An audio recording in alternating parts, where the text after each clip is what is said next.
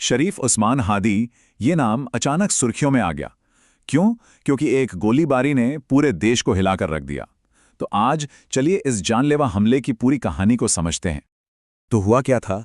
बात है दिन दहाड़े की, जब उन्हें गोली मार दी गई। ये वो कठोर सच्चाई है जिसने पूरे देश का ध्यान अपनी ओर खींच लिया। लेकिन सवाल ये है कि आखिर एक गोलीबारी ने पूरे देश को इस मोड़ पर लाकर खड़ा कैसे कर दिया। इस विश्लेषण में हम सिर्फ ये नहीं देखेंगे कि क्या हुआ, बल्कि ये भी समझेंगे कि इस एक घटना का असर इतना गहरा क्यों हुआ। तो चलिए सबसे पहले उस दिन की बात करते हैं, 12 दिसंबर 2025। ये एक ऐसा हमला था जिसे एक राजनीतिक घात के तौर पर देखा जा रहा है।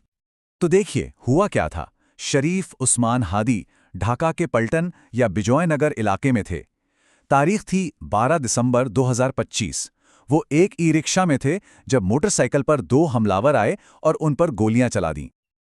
और ये हमला कितना खतरनाक था, इसका अंदाजा इसी बात से लगाइए कि गोली उनके सिर के एक तरफ से घुसकर दूसरी तरफ निकल गई। मतलब बचने की कोई गुंजाइश छोड़ने के मूड में नहीं थे हमलावर। जाहिर है चोट जानलेवा थी।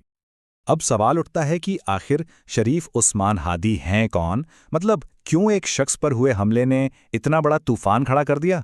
चलिए जानते हैं। तो शरीफ उस्मान हादी कोई मामूली शख्स नहीं है। वो एक जाने माने पॉलिटिकल एक्टिविस्ट हैं, इनकलाब मंच नाम के ग्रुप के प्रवक्ता भी, और सबसे बड़ी बात, ढाका 8 संसदीय सीट से वो एक निर्दलीय उम्मीदवार के तौर पर चुनाव भी लड़ रहे थे।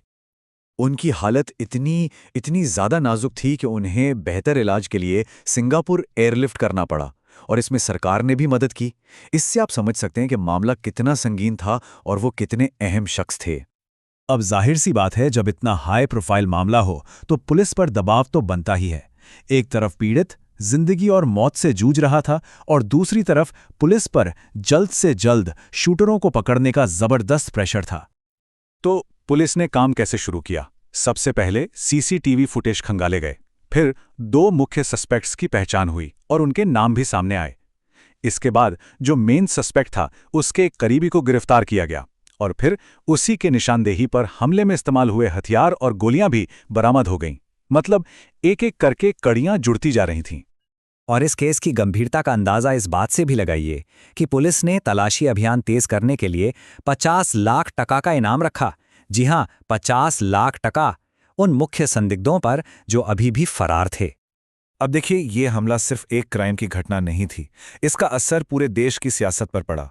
जनता की तरफ से, पॉलिटिकल पार्टियों की तरफ से तुरंत और बहुत तीखी प्रतिक्रियाएं आने लगी।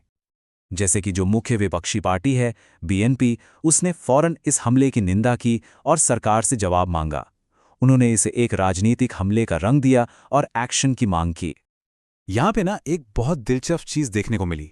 एक तरफ चुनाव अधिकारी कह रहे थे कि ये बस एक अलग थलग कानून व्यवस्था का मामला है, वहीं दूसरी तरफ पूरे देश में लोग सड़कों पर थे, विरोध प्रदर्शन कर रहे थे, न्याय और सुरक्षा की मांग कर रहे थे।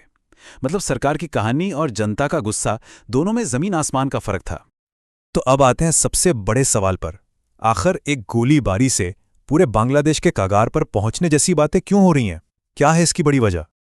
देखिए, सारा खेल टाइमिंग का है।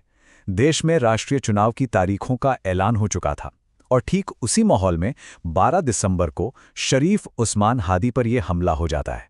इसके बाद देश भर में विरोध प्रदर्शन शुरू हो गए और एक डर का माहौल बन गया कि कहीं ये राजनीतिक हिंसा पूरी लोकतांत्रिक प्रक्रिया को ही पटरी से न उतार दे।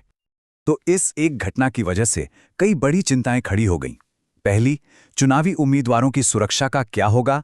दूसरी, क्या देश में राजनीतिक हिंसा और बढ़ेगी? और मामला इतना बढ़ गया है कि बांग्लादेश को अब भारत से भी मदद मांगनी पड़ रही है ताकि उन संदिग्धों को पकड़ा जा सके जिनके देश छोड़कर भागने का शक है।